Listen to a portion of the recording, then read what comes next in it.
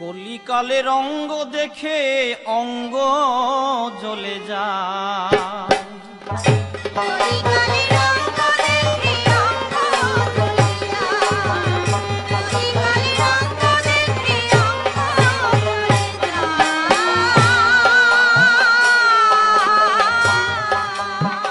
লজ্জাহীন সব পুরুষ নারী,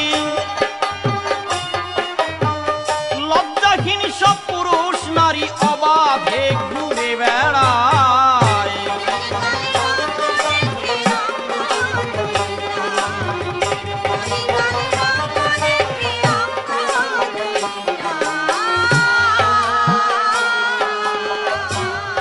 এরা মা মানে না, বাপ মানে না, নাই গুরু ভক্তি কিছু, বলতে গেলে ওঠে জ্বলে করে কুটি।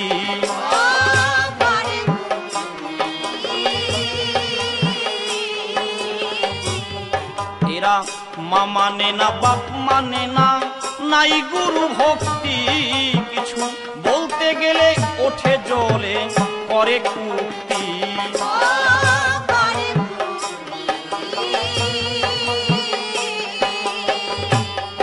এদের খোরাক কেবল কামা শক্তি, খোরাক কেবল কামা শক্তি, কান্দায় না কেউ সর্বথায়।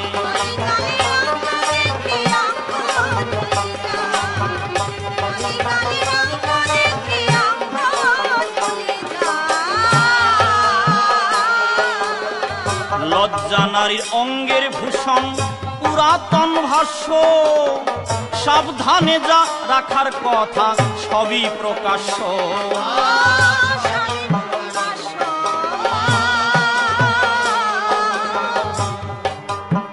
লজ্জা নারীর অঙ্গের ভূষণ পুরাতন ভাষ্য, সাবধানে যা রাখার কথা সবই প্রকাশ্য।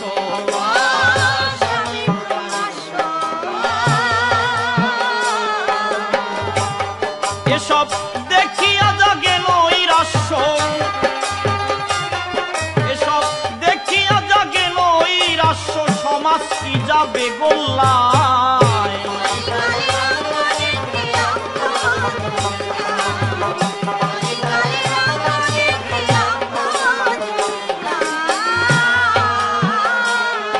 গুরু অসীম বলে জাগো সবাই, সুশিক্ষার বলে নিজের সংস্কৃতি জাগাও পাশ্চাত্য ফেলে।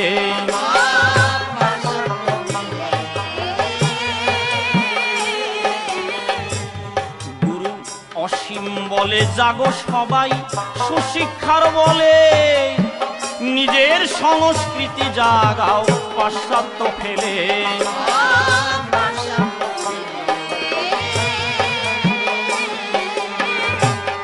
আগে নারী জাগরণ আসিলে, নারী জাগরণ আসিলে তবেই যদি কল্যাণ হয়।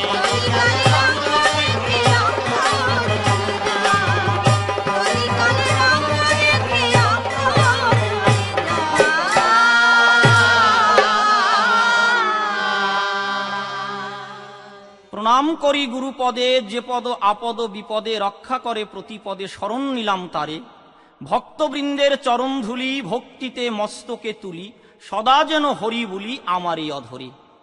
সজল সরকার আমার নাম, সে নামটি আজ বাদ দিলাম, নাম ধরিলাম শ্রীকুমার আচার্য।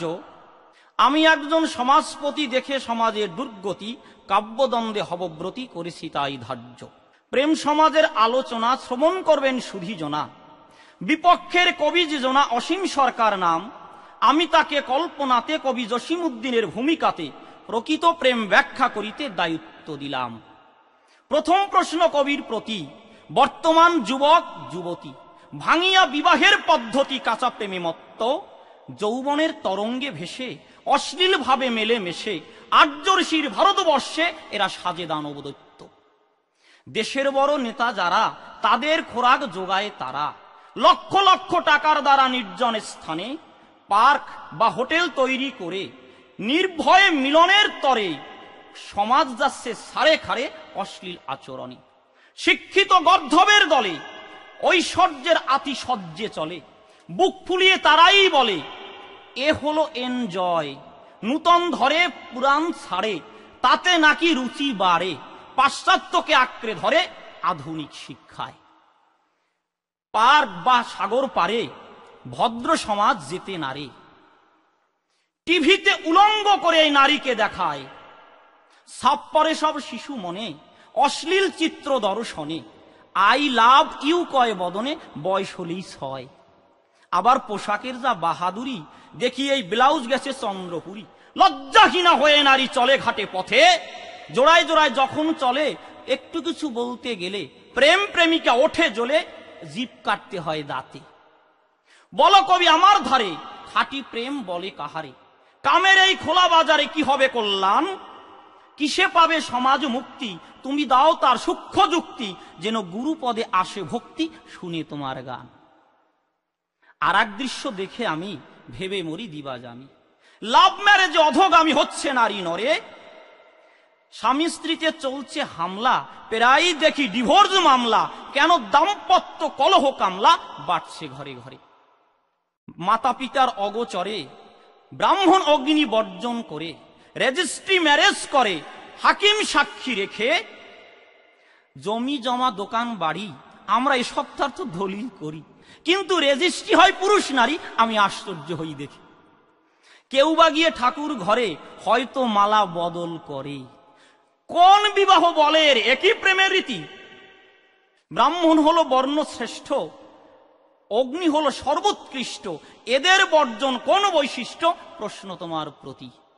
আর্য ঋষির ধার্য আইন দিনে দিনে হচ্ছে মলিন, সম্মুখে কি এলো দুর্দিন, বলো কবি মোরে এবার বলবো গানে গানে, সুরত ছন্দ তালে মানে, শ্রবণ করবেন ভক্তগণে বসে ধৈর্য ধরে।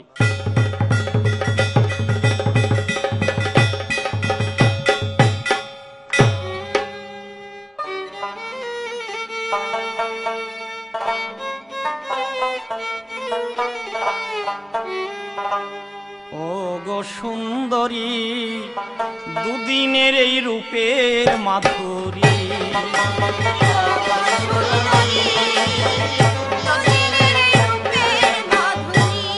তোমার যৌবনে লাগিলে ভাটা, যৌবনে লাগিলে ভাটা, যৌবনে লাগিলে ভাটা, সেদিনে হবে বুড়ি।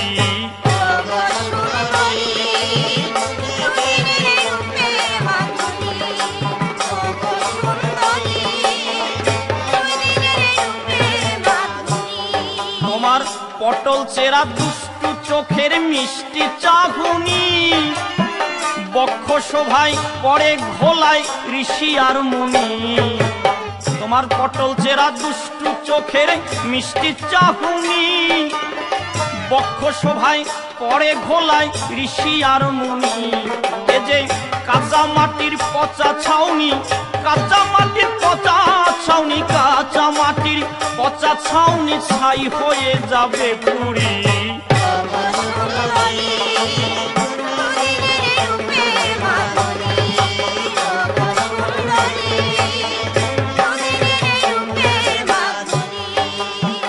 করলে কত ভুরু প্লাক, কাটলে মাথার চুল, অসীম বলে ফেসিয়ালে পাবে না আর কুল। করলে কত ভুরু প্লাক, কাটলে মাথার চুল, অসীম বলে ফেসিয়ালে পাবে না কুল। তোমার শুকাইবে গোলাপ বকুল, শুকাইবে গোলাপ বকুল, শুকাইবে গোলাপ বকুল, মধুকর যাবে উড়ি।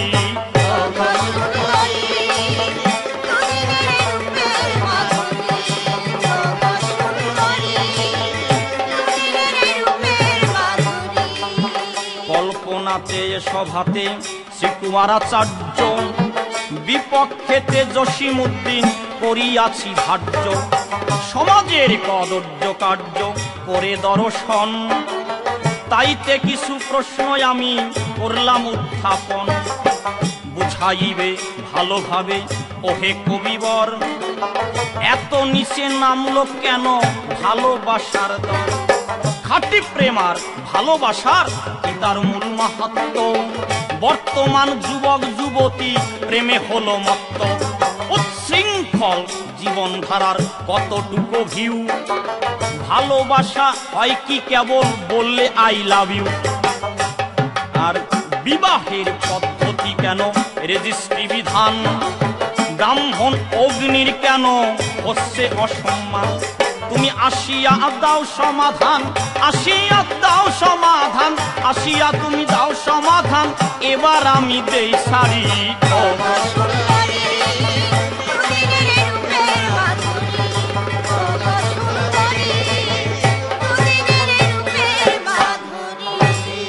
আর বেশি কথা বলবো না, ছেড়ে দিয়ে যাবো আমার কবির কল্পনা।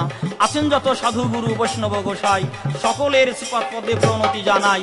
অনেক ভাবে অনেক কথা বলতে গেলে পরে অনেক ভুল ত্রুটি তাই হয়ে যেতে পারে। আপনাদের সিফাত পদে করি নিবেদন, আমার ভুল ত্রুটি আপনারা করিবেন মার্জন। গুরুদেবের সিফাত পদে করি প্রণতি, যার শুভ আশিস বলে গাহি কবি গীতি। পিতা মাতার শ্রীচরণে প্রণতি জানাই, যাদের শুভ কামনাতে মানব দেহ পাই। যতদিন থাকি আমি এ বিশ্বভুবনে, সচ্চরিত্র যেন থাকি আমার শনে। অন্য ভিন্ন কামনা মোর নাই, সদা যেন সদ্ভাবনা নিয়ে কাটাই। এই পর্যন্ত আমার পর্ব করি সমাপন।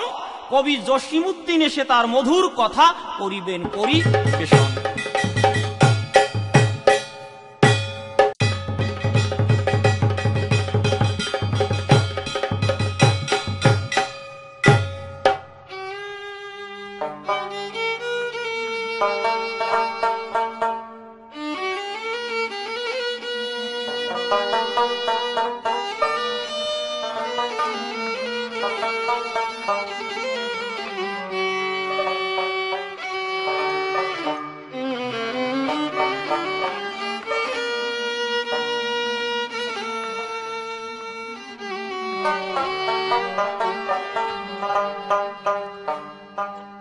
অনন্ত কোটি ব্রহ্মাণ্ডের অনন্ত সাধু গুরু বৈষ্ণবের শ্রীপাদ পদ্মে জানাই আমার ভক্তিপূর্ণ প্রণাম।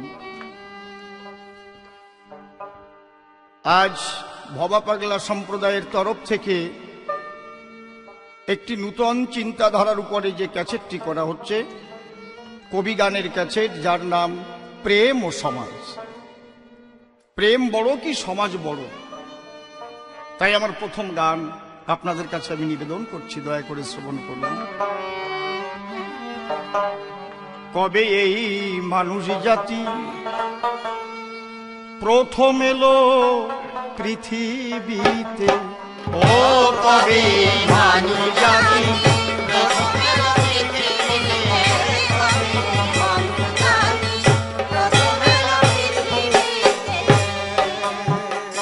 মনে তাই প্রশ্ন জাগে, মনে তাই প্রশ্ন জাগে, ছিল আগে কোন জগতে? কবে এই মানুষ জাতি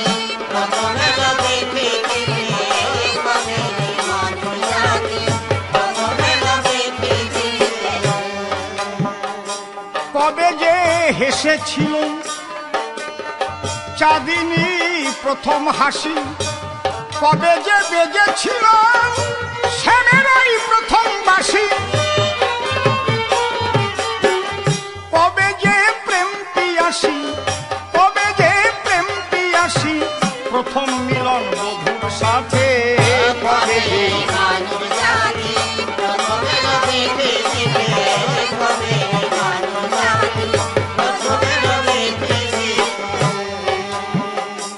কবে যে সূর্য মামা দিল তার প্রথম আলো, কবে যে মলয় পবন প্রথমে পরশ দিল, কবে যে বর্ষা এলো, কবে যে বর্ষা এলো মেঘের ওই রাজ্য হতে। কবে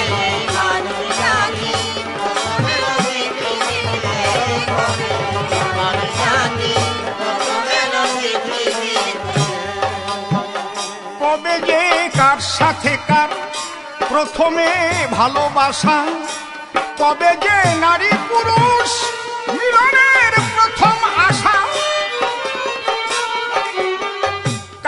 মুখে প্রথম ভাষা, কার মুখে প্রথম ভাষা, মনের ভাব প্রকাশিতে হবে এই মানুষ জাতি।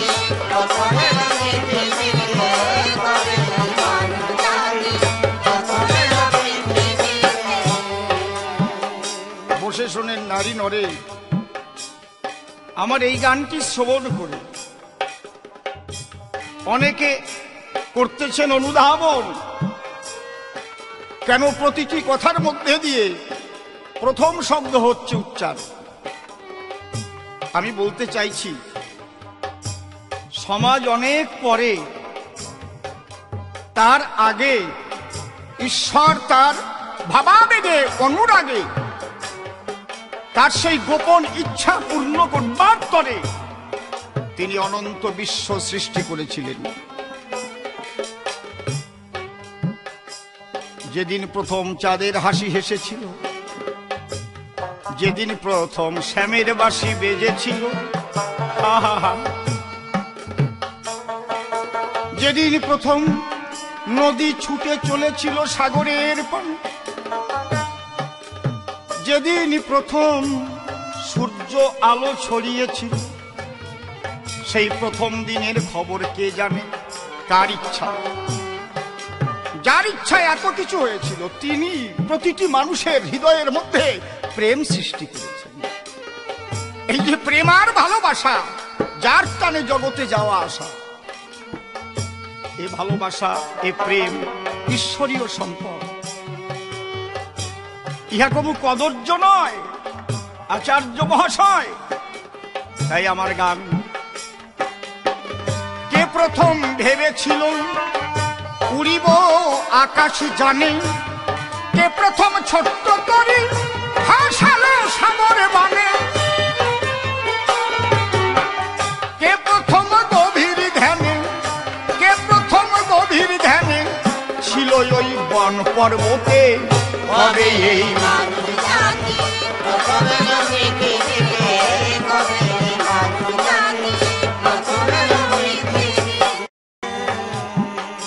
চাঁদের আলো জগতে ছড়িয়ে দিচ্ছে, তার কি কোনো সামাজিক বন্ধন আছে? সূর্যের আলো জগতে সবাই পাচ্ছে, তার কি কোনো সামাজিক বন্ধন আছে?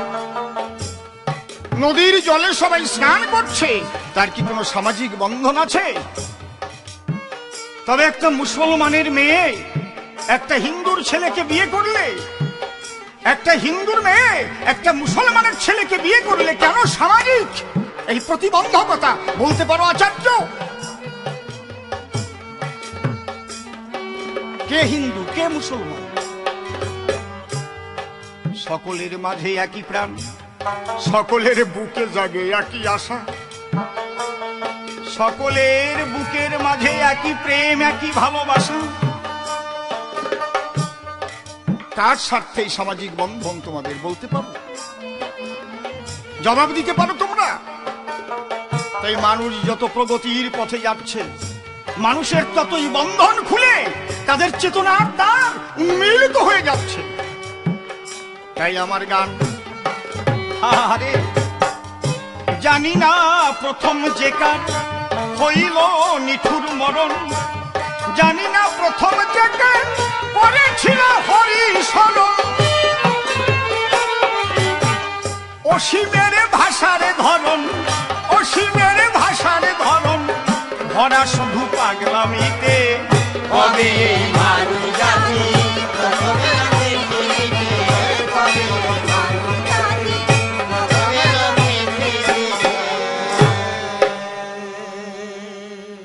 প্রণামী হে বিশ্বপিতে, তোমারে অঞ্জলি দিতে কি আছে মোর এ জগতে? সবই তোমার দান। তুমি আল্লাহ, তুমি হরি, তুমি পুরুষ, তুমি নারী, তোমার সৃষ্টির বাহাদুরি সারা বিশ্ব খান। ছিলে তুমি যখন একা, সবই লাগে ফাঁকা ফাঁকা, ঘুরাইয়ে তাই সৃষ্টির চাকা এই দুনিয়ার প্রকাশ। একা একা প্রেমাস্বাদন হয় না, তাই সৃষ্টির প্রয়োজন। তুমি যে নিত্য নিরঞ্জন, আমরা তোমারই দাস। হে প্রভু, তোমার শুভ অভিলাষে অনন্ত এই মহাকাশে নক্ষত্রাদি বেড়ায় ভেসে, গ্রহ উপগ্রহ সবার মাঝে তোমারই দান। তুমি যে মহামহিয়ান, আমি তোমার অধম সন্তান, শ্রদ্ধার্ঘতাই লহ। তোমারই আশীর্বাদ লোভী অসীম হলো চারণ কবি, অঙ্কন করি কাব্যের ছবি গেয়ে কবি গান। দাও তোমার করুণা দৃষ্টি, যার জন্যই বিশ্ব সৃষ্টি, রক্ষা করতে সেই প্রেমের কৃষ্টি, আজ রাখবো তোমার মান। বিপক্ষে আছেন আচার্য, সমাজের কদর্য কার্য, দর্শনেতার হয়ে অধৈর্য প্রশ্ন করলেন দান। আমি তাহার কল্পনাতে কবি জসিমউদ্দিন এ সভাতে, আগেই আমি জোর হাতে সেই পল্লী কবিকে প্রণাম করি দান। পল্লী কবি জসিমউদ্দিন আমি তারে দেখি নাই কোনোদিন, যার কাব্যেতে নবীন প্রবীণ সকলেই মুগ্ধ, তার চরণে রেখে মতি আমি হলাম কাব্যে ব্রতী। শুনুন ভক্ত ভক্তিমতি, প্রেম যে কত শুদ্ধ। সজল হয়ে সমাজপতি প্রশ্ন দিয়েছে আমার প্রতি, সমাজের যুবক যুবতীর কাঁচা প্রেমের তরে সৃষ্টি যাচ্ছে রসাতলে, নব্য প্রেমের ঘষা কলে, যা চলছে এই ভূমণ্ডলে, প্রেম বলে কি তারে? এবার শোনো প্রেমের কথা। প্রেমে থাকে পবিত্রতা, আবার কামই প্রেমের জন্মদাতা। এ যে অতি সূক্ষ্ম তত্ত্ব, প্রেমের কথা মুখে বলে কামের খোরাক যোগান দিলে, পড়িয়া কামের কবলে মানুষ পায় পশুত্ব। প্রেমে কারো মরণ হলে অমর হয় সে ভূমণ্ডলে, দেহ সুখ সর্বস্ব হলে প্রেম বলে না তারে। প্রথম হলে দেহ দর্শন, হতেই পারে তাতে আকর্ষণ, কাম পিপাসায় অধিক মিলন, প্রেম যায় ছাড়ে খারে। যেমন জলকে সবাই জীবন বলে, কেউ বাঁচে না জল না হলে, সেই জলেই প্লাবন এলে তাতেই মানুষ মরে। জলকে যদি বন্দি করে ইচ্ছা মতো বেগে ছাড়ে, জলবিদ্যুৎ তৈরি করে তাতে আলো জ্বলে ঘরে। চেয়ে দেখো রন্ধনশালে গ্যাসের দ্বারাই উনুন জ্বলে, সেই গ্যাস যদি কেউ রাখে খুলে, মৃত্যু ডেকে আনে। যে জিনিস যত মূল্যবান তাকে তত করো সাবধান, প্রেম আর ভালোবাসার সমান কিছু নাই ভুবনে। প্রেমের জন্ম কামের ঘরে, সেই কামকে যদি বাধ্য করে, প্রেমিক তারা চরাচরে আনন্দ হয় বাস। অবাধ্য যে কামের গতি, তাতেই করে ছন্নমতি, সেই কামাতুর যুবক যুবতী তারাই হচ্ছে সর্বনাশ। দেহসুখ সর্বস্ব জেনে হারাইয়ে অমূল্য ধনে, যৌবনকালে কতজনে বৃদ্ধ বেশে ঘোরে। বৃষ যেমন কৃষ হলে যৌবনা গাভী দেখিলে, শুধুই ভাসে চোখের জলে লালসায় লালা জ্বরে। বর্তমান যে প্রেমের ধারা, একটা ধরা একটা ছাড়া, প্রেমের আগেই কামের দ্বারা, মরার আগে মরে। লাইলা মজনুর প্রেম কাহিনী, চণ্ডীদাস আর রজকিনী, অমর তারা চিরদিনই রইবে স্বর্ণাক্ষরে। শোনো শোনো আচার্য, ধরিয়া ধৈর্য, শুদ্ধ প্রেম আর ভালোবাসা, প্রকাশহীনতা দিয়ে ভাষা, অবাধ্য কামের নেশা দেখছি বিশ্ব ভরে। বিশুদ্ধ প্রেম যদি জাগে, তার দাগ মরমে লাগে, পূর্ব রাগের অনুরাগে ভরা তার অন্তরে। আর এক প্রশ্ন করিলে দান, ব্রাহ্মণকে করিয়ে অসম্মান, রেজিস্ট্রি বিবাহের বিধান নাকি অপসংস্কৃতি? বিবাহ তো হৃদয়ের বন্ধন, সাক্ষী তার অগ্নি ব্রাহ্মণ। এই অবিশ্বাস আর সন্দেহের কারণ এখন সাক্ষী বিচারপতি। ব্যাপারটা হলো তাই, এর মধ্যে অন্য কিছু নাই। তাছাড়া জিজ্ঞেস করো নিজের কাছে, খাঁটি ব্রাহ্মণ কয়জন আছে? পৈতার জোরে ঘুরিতেছে যারা ব্রহ্ম শক্তিহীন। মানুষ এখন শিক্ষার ফলে কুসংস্কার ঝেড়ে ফেলে, প্রগতির দিক ধেয়ে চলে, পরিবর্তন তাই হতেছে দিন দিন। জন্মসূত্রে বর্ণ নির্ণয় এসব তোমরা পেলে কোথায়? কাগজপত্রে হলে প্রণয়, আইনে হয় শক্ত, তাই পাপাচারীর পৈতে গলে। স্বামীজি তাই দেখে বলে, পুরোহিততন্ত্র পায়ে ঠেলে সমাজ কর মুক্ত। বিবাহ পদ্ধতির কথা সুরছন্দে বলিব তা, বসে শুনুন বিজ্ঞ শ্রোতা। গাইব এবার গান, রূপাই সাজুর প্রেম কাহিনী, শুনবেন সেই সঙ্গীত খানি, সাধক কবি চূড়ামণি বিজয়েরই দান।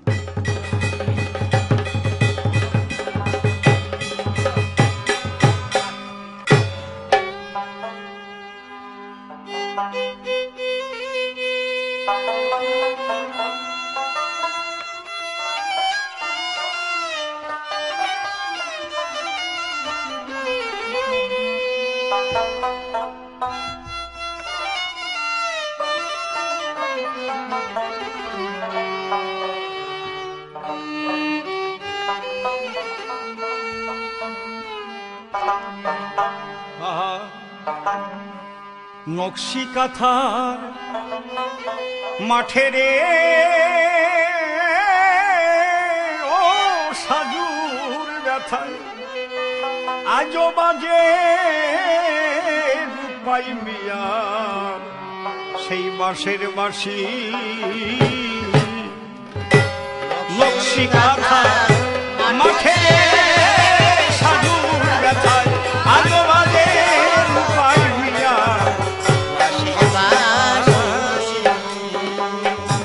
তাদের আশার বাসা ভেঙে গেছে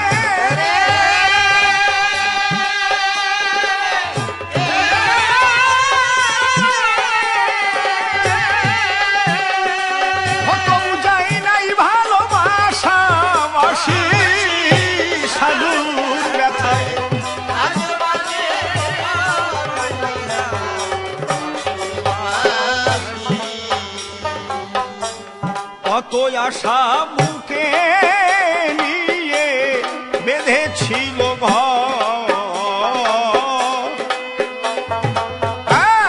কত সুখে মিলেছিল মিলন মঞ্চ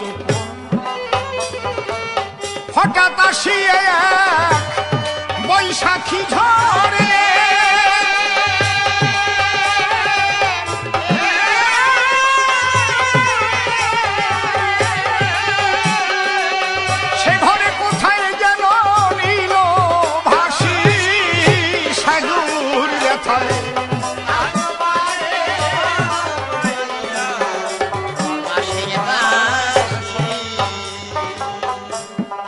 সকামা কাম না হলে নিষ্কামা প্রেম না মেলে,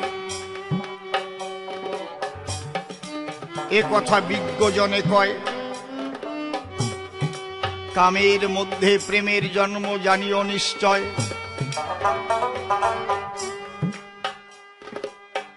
অহিরেণ গতি প্রেম্ন স্বভাব কুটিল ভবেত, অত হেতু রহেতিশ্চ জুনর্মান উদঞ্চতি। প্রেমের স্বভাব আঁকা বাঁকা। কেমন? আজ এই গানটির মধ্যে আপনারা বুঝতে পারবেন। আজ আমি পল্লী কবি জসিমউদ্দিনের ভূমিকায় দাঁড়িয়েছি। আমি তাকে সালাম জানাই। তিনি পল্লী কবি, পল্লীর কথা লিখেছেন।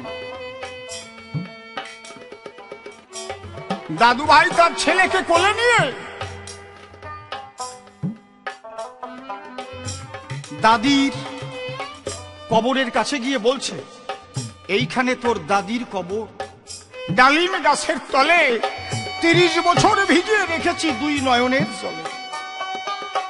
হ্যাঁ, সেই পল্লী কবি যিনি পল্লীর কথা আজীবন লিখেছেন। সেই পল্লী কবিরই লেখা নকশি কাঁথার মাঠ। সেই নকশি কাঁথার মাঠ অবলম্বনে ভাবুক কবি, প্রেমিক কবি, সাধক কবি চূড়ামণি পাগল বিজয় সরকার লিখেছেন এই নকশি কাঁথার গান। এর ব্যাকগ্রাউন্ডটা কিছু না বললে গানটা ফুটে ওঠে না। রূপাই এবং সাজুর ভালোবাসা নিয়ে এই নকশি কাঁথার গান। রূপাইকে তথাকথিত মুসলমান সমাজের একটি যুবক ছিল, সাজুকে সেই সমাজেরই একটি যুবতী মেয়ে। সত্যিকারে কবি যারা, সত্যিকারে মহান যারা, এই জাতাজাতির ঊর্ধ্বে থাকে তারা, প্রেমের বাসও তার ঊর্ধ্বে। এই জন্য কাজী নজরুল ইসলাম বিশ্বকবি রবীন্দ্রনাথের কাছে লিখে পাঠিয়েছিলেন, হে কবিগুরু, এই সাম্প্রদায়িকতার বীজ কি নষ্ট করে দেওয়া যায় না? মানুষে মানুষে কি মধুর মিলন করা যায় না?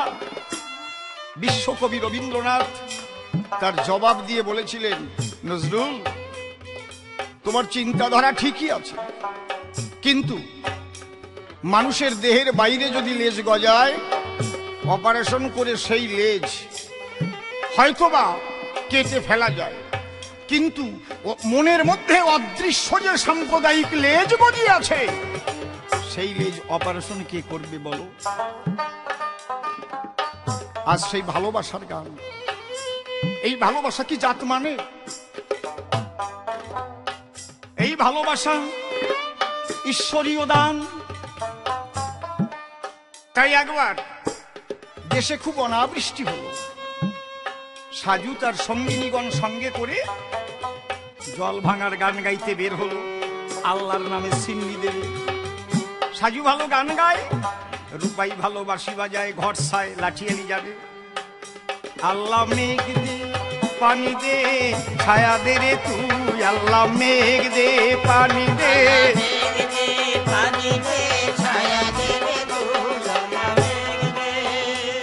আল্লাহ মেঘ দে পানি দে ছায়া দে রে তুই, আল্লাহ মেঘ দে, ও আল্লাহ মেঘ দে পানি দে।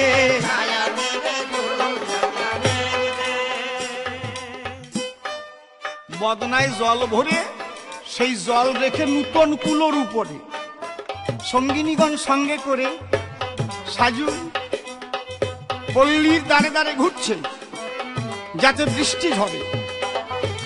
যে বাড়িতে সাজু গেছে সেই বাড়ির ঘরের চালায় রূপাই মিয়া বসে ঘর ছাইছে। রূপাই মিয়া খড়ের ঘর ছাইছে। যখন খড়ের ঘর ছাইতে গিয়ে বাঁধন আটছে, এমন টাইমে সাজুর ওই কণ্ঠস্বর রূপাইয়ের কর্ণকুহরে প্রবেশ করে তার অন্তরে পৌঁছে গেছে। রূপাই হঠাৎ তাকিয়ে দেখতে পারে, বাহ বাহ বাহ বাহ, যেমন তার সুর তেমন তার চেহারা, বাহ। রূপাই এক নিরিখে তাকিয়ে আছে। সাজু গান গাইতে গাইতে হঠাৎ উপরের দিকে চোখ গেছে। রূপাই আর সাজুর চোখে চোখে প্রথম মিলন। আমরা শুনেছি বৈষ্ণব সাহিত্যে লেখা আছে, নয়নে নয়নে বান বরিশনে তাহে উপজিল কি, হিয়ায় হিয়ায় প্রেম আলিঙ্গনে তাহে উপজিল রি, আর অধরে অধরে সুধা রস পানে তাহে উপজিল তি। দ্বিজ চণ্ডীদাস বলে এটি ন অক্ষরে হইল প্রীতি। তাহলে প্রথম দর্শন নয়নে নয়ন। রূপাই নেমে এলো, নেমে এসে থালা ভরে চাল নিয়ে একটি প্রচলিত মুদ্র তার উপরে দিয়ে, আর একটা আলু দিয়েছে, বেগুন দিয়েছে, উচ্ছে দিয়েছে, তাই নিয়ে সাজুর কাছে গেছে। এ তো চাল দেওয়া নয়, ভালোবাসার প্রথম চাল দেওয়া। সাজু খুব আনন্দিত। ওই চাল নিয়ে সাজু ফিরে গেল, আল্লাহর নামে সিন্নি হলো। কিন্তু ওই যে রূপাইকে দেখেছিল তা তো আর ভুলতে পারে না। রূপাইও গেল ঘরে, মনে পড়ে বারে বারে, আবার কবে দেখবো ওই সাজুরে। সাজু তো যুবতী মেয়ে, সে তো ঘর থেকে গিয়ে দেখা করতে পারে না। কিন্তু রূপাই তো যুবক ছেলে, বাধা নাই, ঘরের বাইরে গেল। আরো মুসলমান সমাজ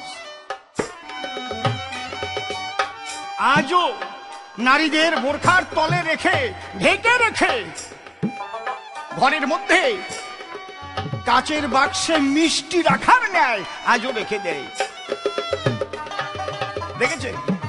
সেই সমাজের নারী হলে তার অন্তরে প্রেম জাগিলে সেই প্রেমের প্রকাশ সে কিভাবে ঘটাবে?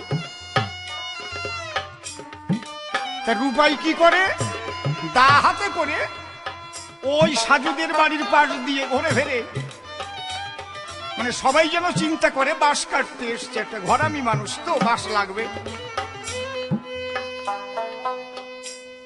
একদিন সাজু গা ঘড়ি কক্ষে করে জল ভরিবার তরে নদীর কিনারে যাচ্ছে, তার পাশেই বাঁশঝাড়।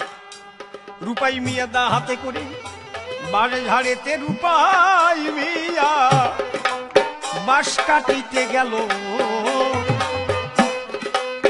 সাজু গা ঘড়ি কক্ষে করি বাড়ি নিতে এল। সাজুর দিকে চেয়ে চেয়ে বাঁশেতে কোপ দিল। বাঁশে কোপ না লাগিয়া তার আঙুল কেটে গেল।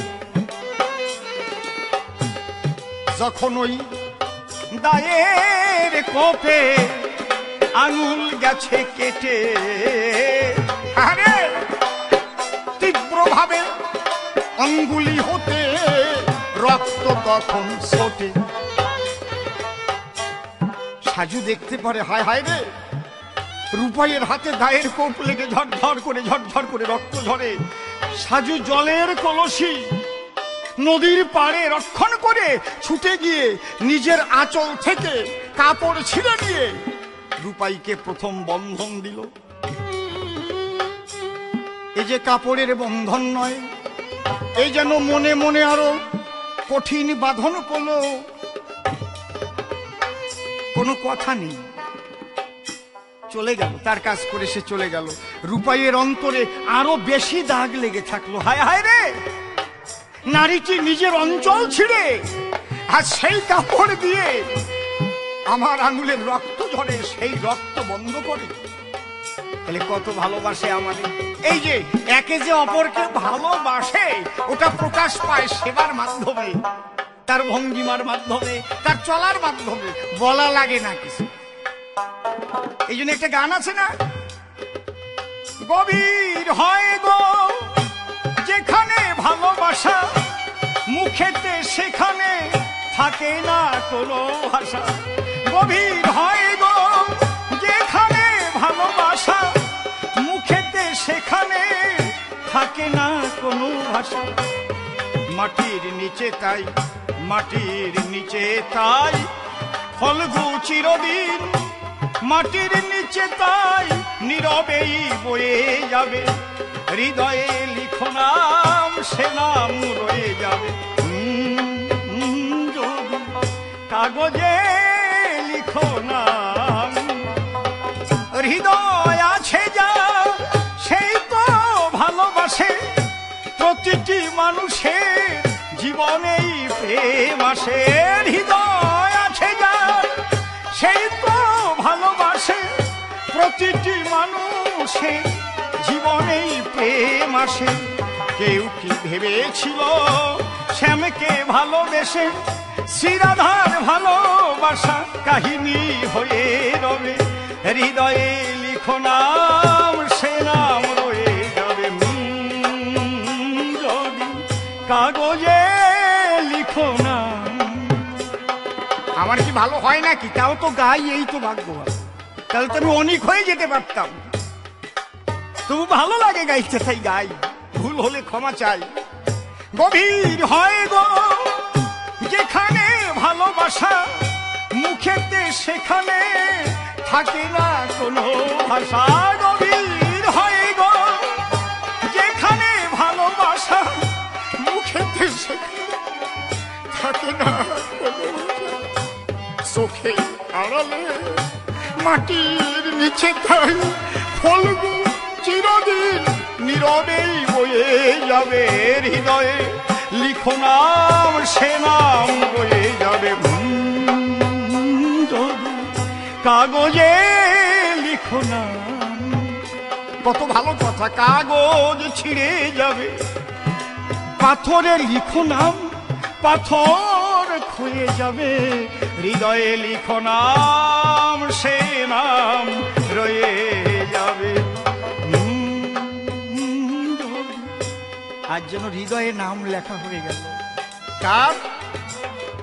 সাজু আর রূপাইয়ের। কাপড়ের বাঁধন নয়, এ বাঁধন হৃদয়ের বাঁধন। আরে কে বুঝবে এই কথা? এখন রূপাই মাঝে মাঝে ওই বাড়ির পাশে যায়, গামছাই করে চাল ভাজা নিয়ে যায়। একটা কাঁচা লঙ্কা আর একটু লবণ থাকে, ওই চাল ভাজা দেয় মুখে আর তাকিয়ে থাকে সাজুর দিকে, কখন সাজু আসবে। এক পলক দেখবে। সাজুর আম্মা বেশ কিছুদিন ধরে রূপাই যখন বাড়ির চার পাশ দিয়ে চাল ভাজা খায় আর ঘরে ফেরে, ওইটা দর্শন করে আম্মা ঠিক পেয়েছে যে ব্যাপারটা যেন কি একটু গভীরে পৌঁছে গেছে। আজকে যখন চাল ভাজা খাচ্ছে এমন সময় সাজুর আম্মা ডেকে বলছে, সাজু রে, ওই ছেলেটা প্রায় আমাদের বাড়ির পাশ দিয়ে ঘুরে ফেরে, একটা কাজ কর না, ওকে ডেকে এনে ওই শুকনো চাল ভাজা খায়, কোন সময় বেঁধে যাবে গলায়, অন্তত একটু পানি দে, গলাটা ভিজা। সাজু কি আর আছে? আম্মা আব্বার ভয়ে যেতে পারে না প্রাণ বন্ধুর কাছে। আজ আম্মা তার বাড়িতে আনতে তাকে দাওয়াত দিয়েছে। সাজু দৌড়ে গিয়ে এমন ভঙ্গিমা নিয়ে বলছে যেন কোনোদিন চেনে না। ও ভিন গ্রামের ছেলে, আমার আম্মা বলেছে তোমার নাকি চাল ভাজা খেতে খেতে না গলা শুকিয়ে গেছে, তুমি এসো না, এক গ্লাস পানি আমি দিচ্ছি, তুমি পান করে যাও। ওই যে রূপাই গামছায় চাল ভাজা রেখে চাল ভাজা দিচ্ছিল মুখে, সাজু যখন ডাকে সাজুর দিকে লক্ষ্য করে কোন সময় যে চাল ভাজা গেছে পড়িয়ে সেদিক লক্ষ্য নাই, কারণ চাল ভাজা তো তার মূলত মুখ্য নয়, তার সূক্ষ্ম হৃদয়ের ভালোবাসা সাজুর কাছে পৌঁছে দিতে চায়। রূপাই চলে এলো, সাজু এক গ্লাস জল নিয়ে রূপাইয়ের হাতে দিল। রূপাই প্রাণ ভরে জল খেল। এই যে যাতায়াত আরম্ভ হলো, সাজুর আম্মা বলে দিল, বাবা মাঝে মাঝে এসো, আমাদের বাড়ি থেকে বেরিয়েছে, যাকে বলে ভাসুর ভাঙা, এখন যেতে আর বাধা নাই, এখনো মাঝে মাঝে ওই রূপাই ভিয়া ওই বাড়িতে যায়। কিন্তু পাড়ার যত যুবক ছেলে তাদের ক্রোধ হয়, এটা সহজাত হিংসা। দেখবেন গ্রামের মধ্যে যদি কোনো সুন্দরী রমণী থাকে, যুবক ছেলেরা একটু তার দিকে বেশি তাকায় আর তার সঙ্গে একটু ইন্টু মিন্টু করতে চায়। ইন্টু মিন্টু হাসার কথা না, সে কলেজে যাচ্ছে, একটু পেছন দিয়ে গিয়ে, লিলি কেমন আছো লিলি?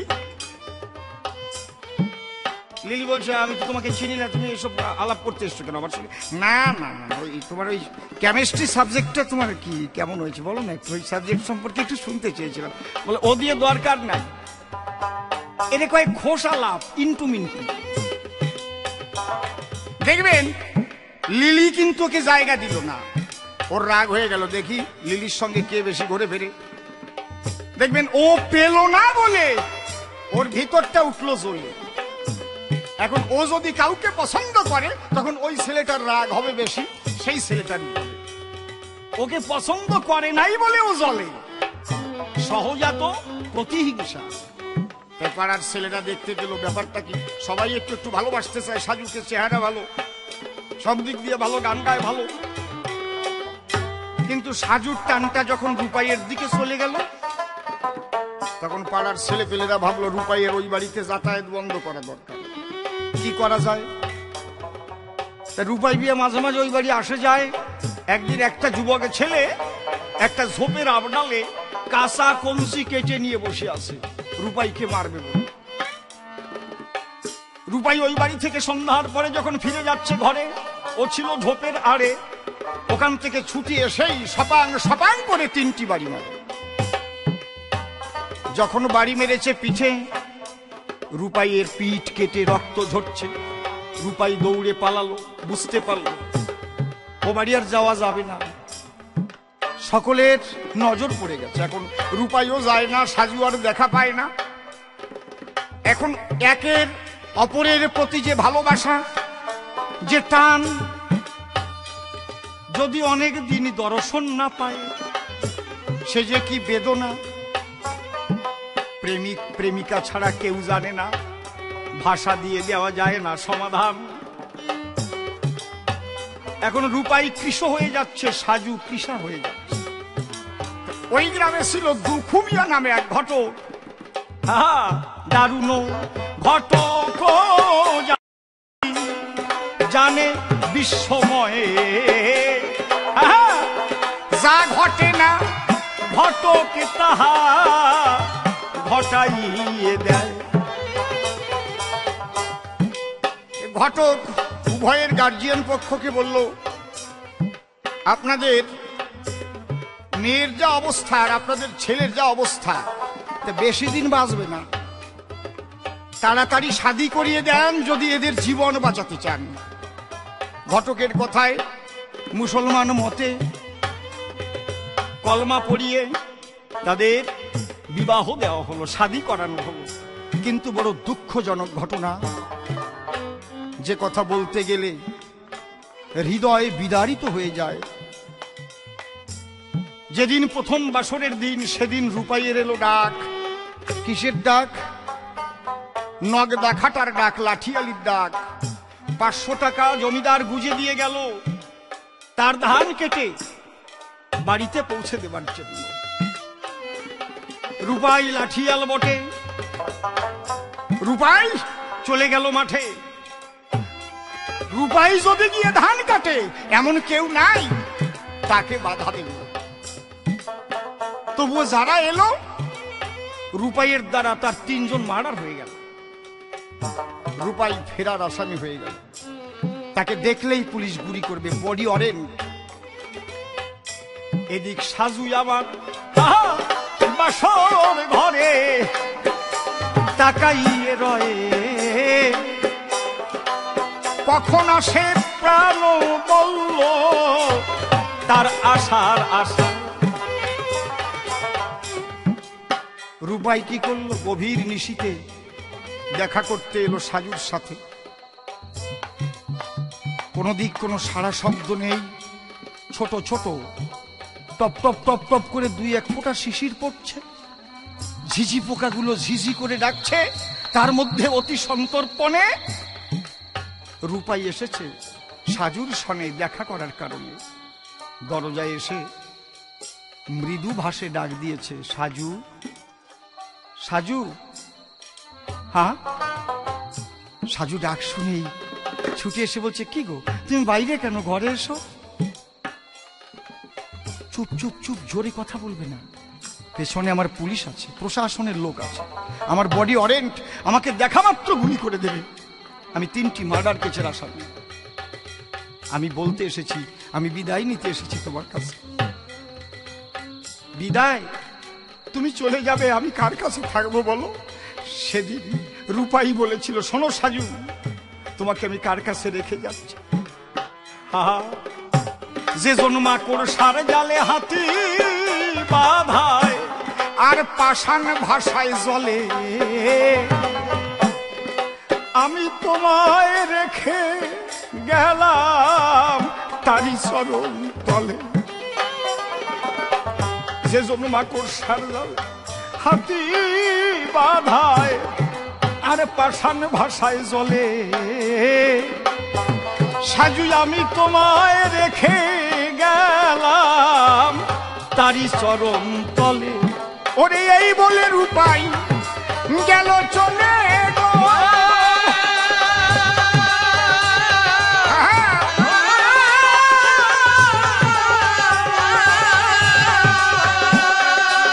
ও সাজুর শুকাইল মুখের হাসি, সাজুর ব্যথায়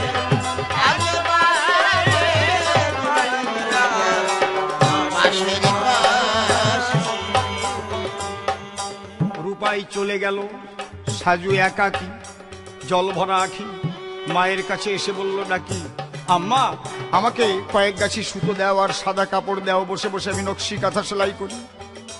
নকশি কাঁথাও সেলাই করলো। কোন নকশি কাঁথা? প্রথম যেদিন বন্ধুকে দেখেছিল সেই চালার পরে, প্রথম যেদিন চাল দিয়েছিল থালা ভরে, সমস্ত স্মৃতি কাঁথার মধ্যে গেঁথে রাখলো। যেদিন রূপাইয়ের আঙুল কেটেছিল, নিজের আঁচল ছিঁড়ে তার আঙুল বেঁধেছিল, যেদিন বিদায় নিয়ে চলে গেল, সমস্ত স্মৃতি কাঁথার মধ্যে বিবাহ থেকে শেষ পর্যন্ত সব গেঁথে নকশি কাঁথা। আম্মার হাতে দিয়ে বলল, আম্মা আমি আর বেশি দিন বাঁচবো না, তবে আমার কথা নিও, যদি কোনো রজনীতে আমার রূপাই আসে আমাকে দেখিতে, হয়তো দরজাতে দাঁড়াবে জল ভরা আঁখিতে, সেদিন আমি না থাকলেও আমার হাতের এই নকশি কাঁথাখানা আমার প্রাণ বন্ধুর হাতে সেদিন তুমি তুলে দিও। কদিন পরেই সাজু মারা গেল, তাকে কবরে রাখা হলো। আম্মা সহ্য করতে না পেরে সেই কাঁথা নিয়ে ঢেকে রাখলো সাজুর কবরে।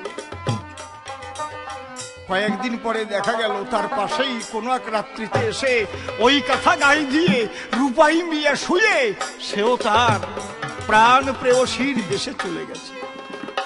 তাই পাগল কবি বিজয় লিখলো, সাজুর কবরের এক পাশে নকশি কাঁথা গায়, রূপাই মিয়া শুয়ে আছে মরণের শয্যায়।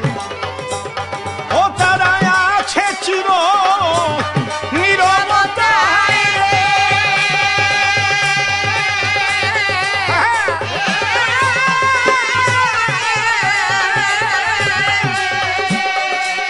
তাদের ওই দুই পিহিয়া পাশাপাশি সাজুর ব্যথায়।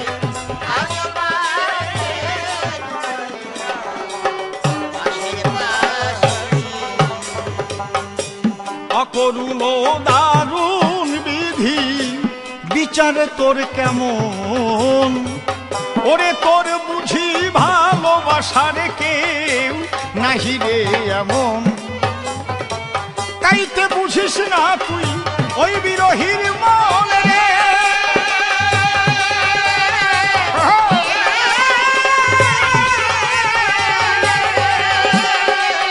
ওরে কেন তাদের কান্না হাসি সাজুর ব্যথায়।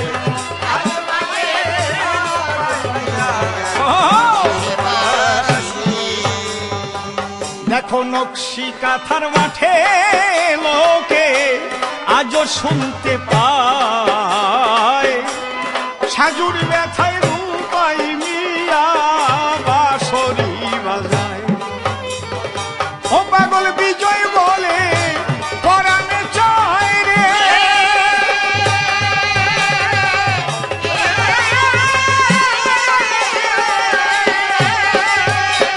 সেই বাসি একবার গিয়ে শুনে আসি সাজুর ব্যথায়।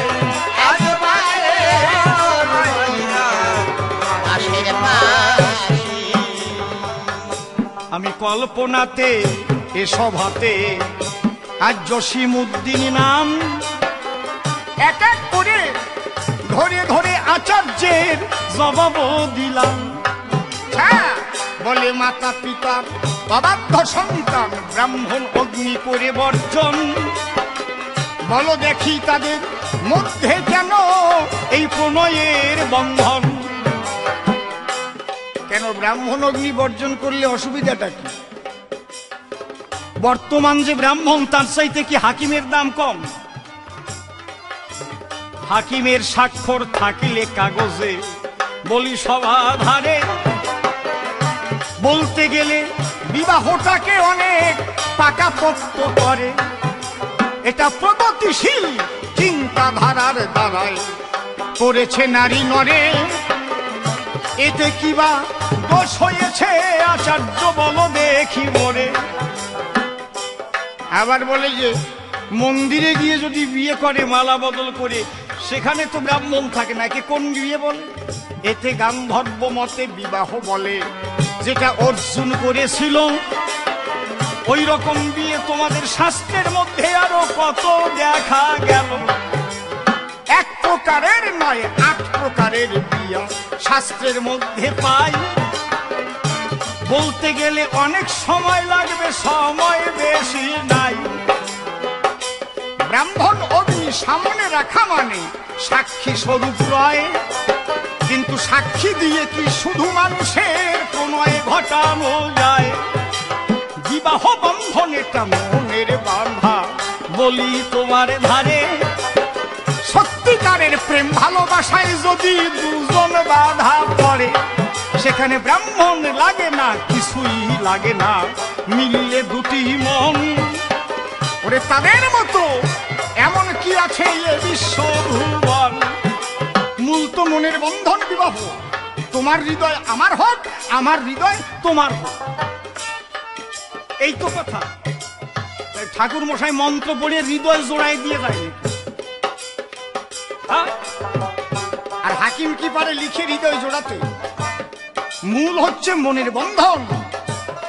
অর্জুন চিত্রাঙ্গদাকে বিয়ে করেছিল, বলো দেখি তাই সেখানে কোন ব্রাহ্মণ মন্ত্র পড়েছিল তাহার জবাব চাই।